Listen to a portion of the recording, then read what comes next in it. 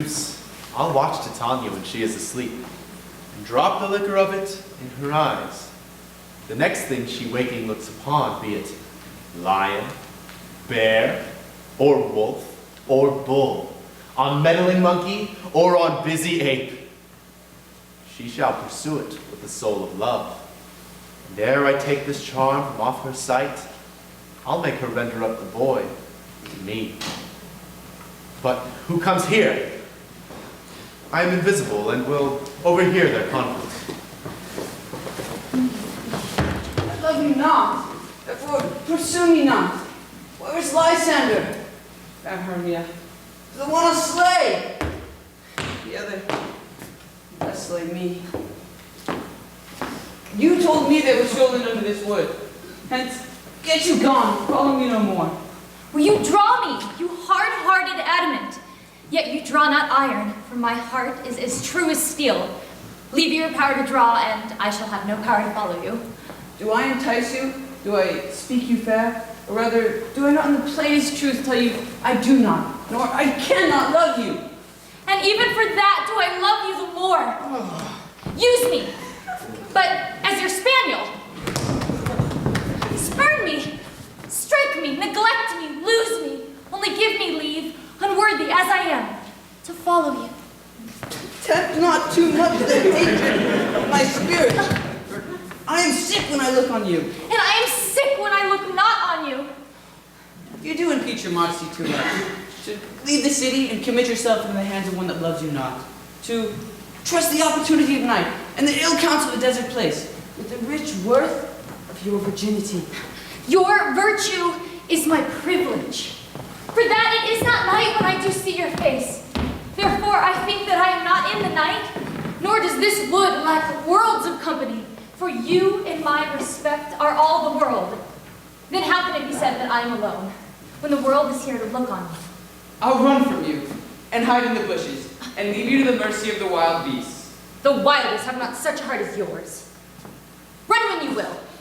The story shall be changed. Apollo flies, and Daphne holds the chase. I will not stay your questions. Let me go! Or if you do follow me, do not believe, but I shall do you mischief in the wood.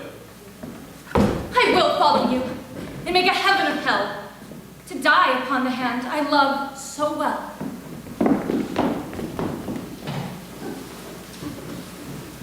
Fare you well, nymph. Ere he do leave this grove, you will fly from him, and he shall seek your love. Have you the flower there? Welcome, wanderer. Aye. There it is. Pray thee, give it to me. I know a bank where the wild thyme glows, where the oxlips and mounting violet grows, quite over canopied with luscious woodbine, with sweet musk roses, and with eglantine. There sleeps Titania, sometime of the night, lulled in these flowers, with dances and delight. And there the snake sheds her enameled skin, weed wide enough to wrap a fairy in. With the juice of this, I'll streak her eyes and make her full of hateful fantasies. Take you some of it, and seek through this grove. A sweet Athenian lady is in love with a disdainful youth. Anoint his eyes, but do so when the next thing he espies Will be the lady? you will know the man by the Athenian garment he has on. Affect it with some care, that he may prove more fond on her than she upon her love. And look you meet me ere the first cock crow. Fear not, my lord. Your sure servant shall do so.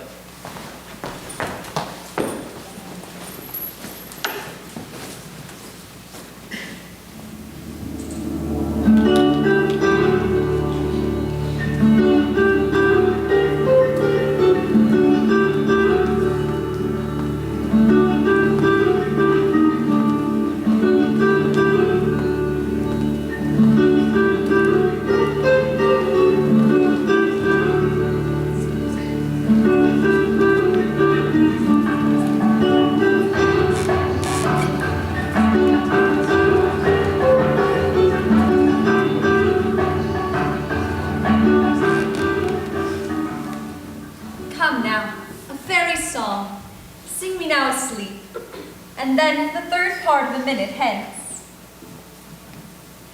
You spotted snakes with double tongue, thorny hedgehogs be not seen. Newts and blind worms do no wrong, come not near our fairy queen. Philomel with melodies, singing our sweet lullaby. La la la la lullaby, la la lullaby. Never harm nor spell nor charm come our lovely lady nigh. So good night with lullaby, la la lullaby. Weaving spiders come not here, hence you long-legged spinners hence. Needles black approach not near, wool nor snow do me no offense. Philomel with melodies, singing our sweet lullaby. La la la la lullaby, la la lullaby. Hence, now all is well. Let us all stand sentinel.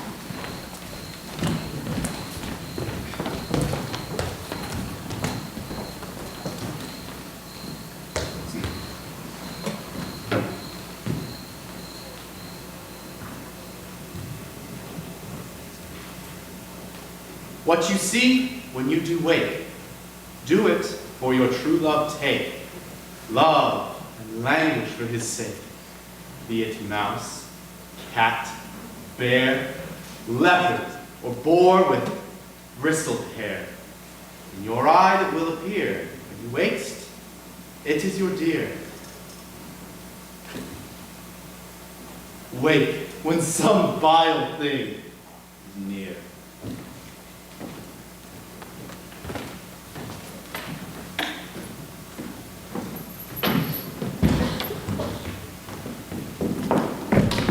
Our love, you fainted wandering in the wood, and to speak truth, I have forgot our way.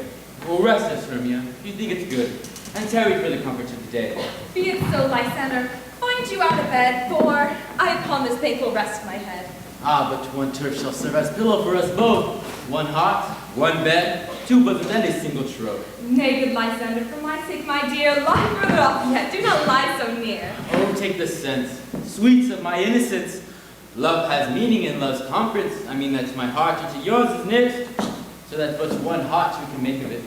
Two bosoms interchange with an oath, so then two bosoms and a single troth. So then, no better me denied, for lying so, Hermia, and do not lie. But, gentle friend, for love and courtesy, lie further off. In human modesty, such separation as may well be said becomes a virtuous bachelor and a maid. So far be distant, and good night, sweet friend. Do love ne'er alter to your sweet life end. Man to man, such fair prayer say I, and life when I am alone. Here is my bed. Sleep, give you all its rest. With half that wish, the wisher's eyes be pressed.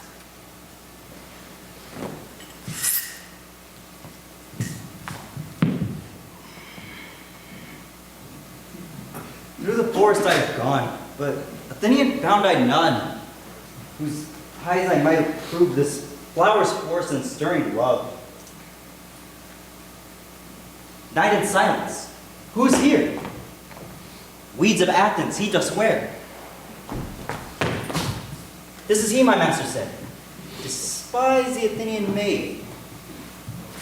And here's the maiden, sleeping sound, on the dank and dirty ground. Ooh.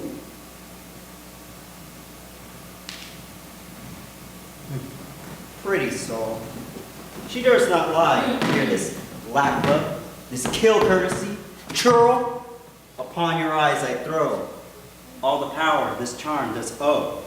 When you wake up, let love forbid. Sleep his seat upon your eyelid.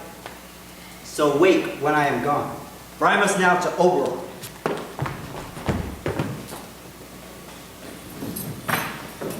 Stay, though you kill me, sweet Demetrius. I charge you, hence, and do not haunt me thus. Oh, will you darkling leave me? Do not so. Stay, on your peril. I alone will go.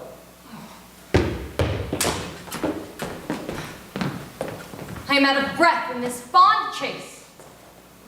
The more my prayer, the lesser is my grace. Happy is Hermia, wheresoever she lies, for she has blessed and attractive eyes. How came her eyes so bright? Not from salt tears. If so, mine are oftener washed than hers. No, I am as ugly as a bear. For when beasts meet me, run away for fear. Therefore, no marvel, though Demetrius do, fly as a monster my presence thus. What wicked and dissembling glass of mine made me compare with Hermia's Spheria? But who is here? Lysander? On the ground? Dead? Or asleep? I see no blood, no wound. Lysander, if you live, good sir, wake! Burn with fire, I will for your sweet sake. Transparent Helena, nature shows true art that through your bosom makes me see your heart. But where's Demetrius? How fit a word for that vile name to perish on my sword. Do not say so, Lysander. Say not so. What though he love your Hermia? What though? Yet Hermia still loves you. Then be content. Content? With Hermia? I do repent.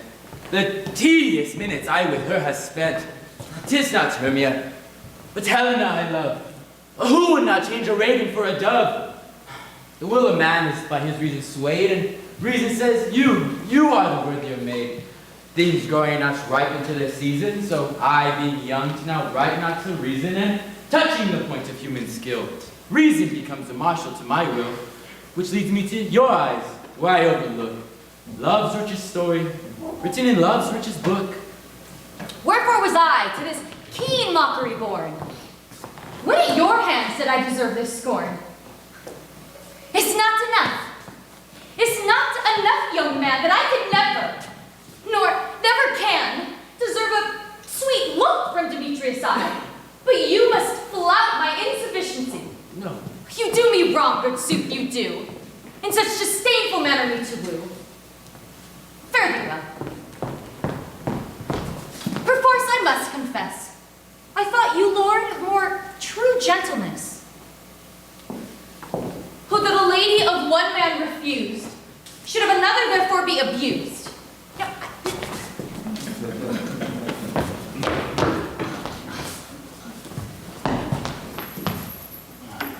She sees not Hermia. Hermia, sleep you there, and never may you come Lysander near. In all my powers, address your love and might, to honor Helen, and to be her knight. Help me! Lysander! Help me! Do your best to pluck this crawling serpent from my breast! Ay me! For pity, what a dream was here! Lysander! Look how I do quake with fear! Methought a serpent eat my heart away, and you sat smiling at his cruel prey. Lysander? What removed? Lysander? Lord? What had a hearing? Gone! No sound, no word! Alack! Where are you? Speak, and if you hear, speak of all loves, I swoon almost with fear. No? Then I well perceive you are not nigh, either death, or you will find immediately.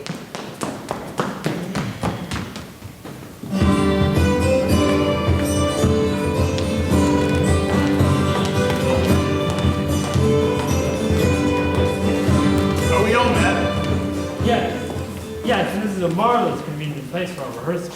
This tree stump shall be our stage. This porcelain drink, our tiring house. And we will do it in action as we will do it before the Duke.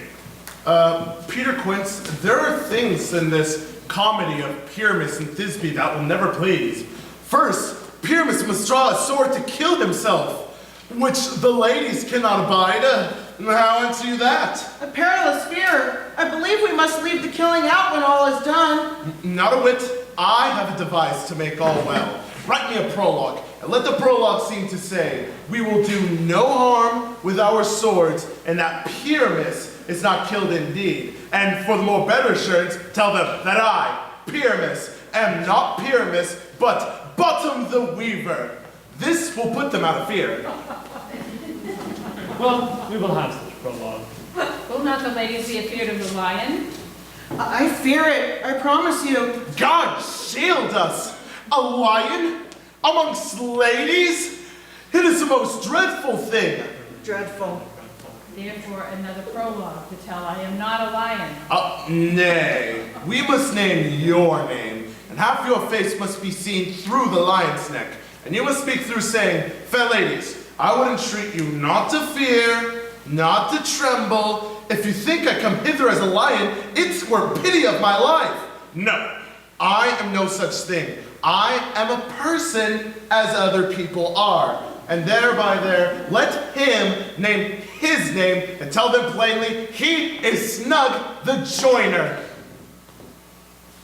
Well, it shall be so. But there is a hard thing that is, and that is to bring the moonlight into the chamber. For as you know, Pyramus and Thisbe meet by moonlight. Doth the moon shine that night we play our play? A calendar. A calendar. Look in the almanac. Find out moonshine. Find out moonshine.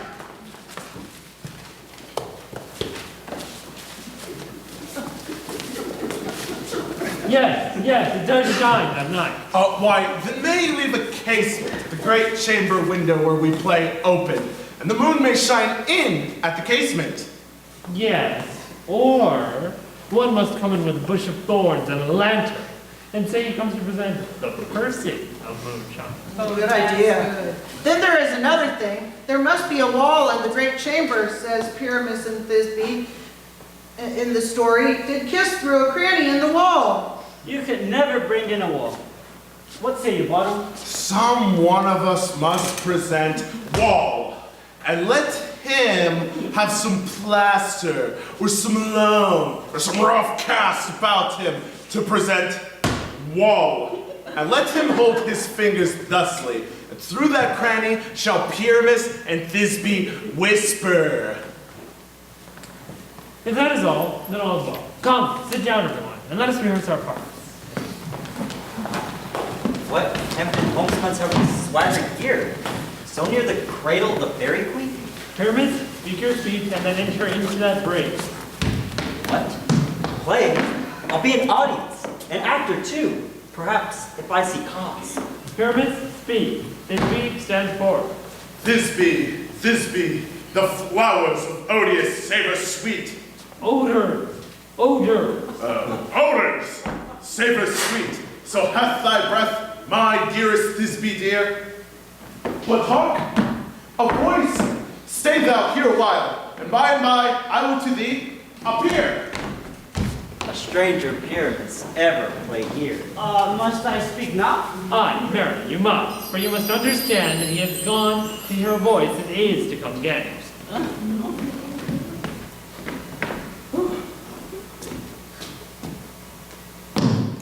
Most fair Pyramus, most lily white of hue, of color like the red rose on triumphant briar, most briskly juvenile, and eke most lovely. You, as true as horse that yet will never tire, ought me thee, Pyramus, and Ninistum. Ninestum, flute. Nine.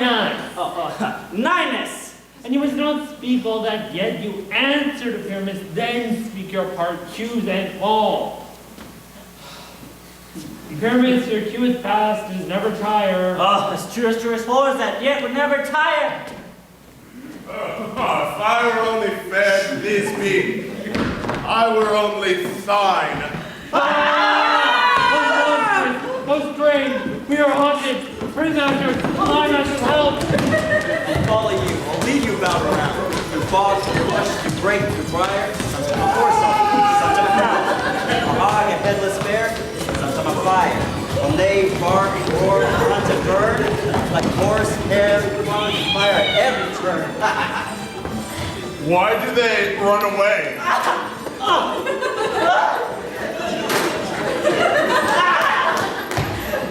This is the knavery of them to make me afeard. Oh, Bottom, changed. What do I see on you? What do you see? You see an ass out of your arm, do you? No! Bless you, Bottom. Bless you. You are translated. Oh, no. No. I see their knavery. This is to make an ass of me. To fright me. If they could. But I will not stir from this place. Do what they will. I will walk up and down here and I will sing that they will hear I am not afraid. The ouzel cock so black of hue, with orange tawny bill, the throstle with his note so true, the wren with little quill. That angel wakes me from my flowery bed. The finch, the sparrow, and the lark, the plain song cuckoo gray, whose note full many a man doth mark, that dares not answer nay. For indeed, who would set his wit so foolish a bird? Who would give a bird the lie, though he cry, cuckoo? Never so. I pray you, gentle mortal, sing again. My ear is much enamored of your note. So is my eye enthralled to your shape. And your fair virtues force perforce does move me, on the first view, to say, to swear, I love you. Methinks, mistress, you should have little reason for that, and yet to say the truth, reason and love keep little company together nowadays. The more pity that some honest neighbors will not make them friends. Nay, I can't weak upon occasion. You are as wise as you are beautiful. Not so neither. Yet if I had wit enough to get out of these woods, I'd have enough to serve mine own tartan. Out of this wood, do not desire to go. You shall remain here, whether you will or no. I am a spirit of no common rate. The summer still does tend upon my state, and I do love you. Therefore go with me. I'll give you fairies to attend on you, and they will fetch you jewels from the deep, and sing while you on pressed flowers do sleep. And I will purge your mortal grossness so that you shall like an airy spirit go. Peas blossom, cobweb, moth, and mustard seed. Ready? And I. Where shall we go? Be kind and courteous to this gentleman. Hop in his walks and gambol in his eyes. Feed him with apricots and with dewberries, with purple grapes, green figs, and mulberries. The honey bags steal from the humble bees, and for night tapers crop their waxen thighs, and light them at the fiery glowworm's eyes, to have my love to bed and to arise, and pluck the wings from painted butterflies to fan the moonbeams from his sleeping eyes. Nod to him else, and do him courtesies. Hail, mortal. Hail, hail! I cry your worship's mercy heartily. What is your worship's name? Cobweb. I will desire more acquaintance, good cobweb. If I cut my finger, I will make bold with you. Your name, honest gentleman? Peas blossom. I pray you, commend me to Mr. Squash, your mother, and Master Peas Cod, your father. I desire more acquaintance too, good Peas Blossom. Your name, I beseech you? Mustard seed. Good mustard seed. I know your patience well. I promise you your kindred have made mine eyes water. I desire you more acquaintance, good mustard seed. Come, wait upon him. Lead him to my bower. The moon, methinks, looks with a watery eye, and when she weeps, weeps every little flower, lamenting some enforced chastity. Tie up my love's tongue, bring him silently.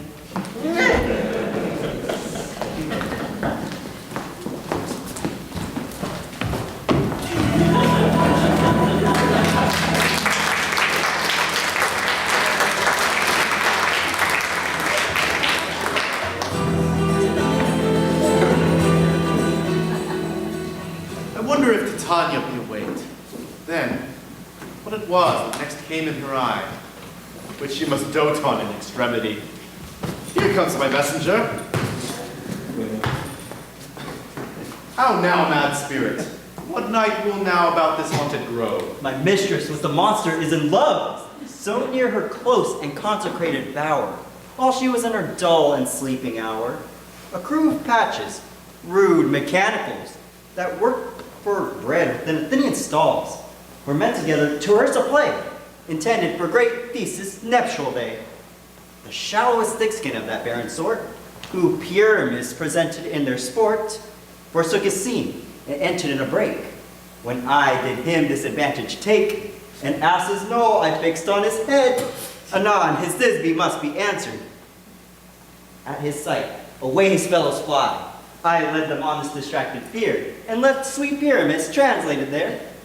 When at that moment, so came to pass, Titania waked, and straightway loved an ass.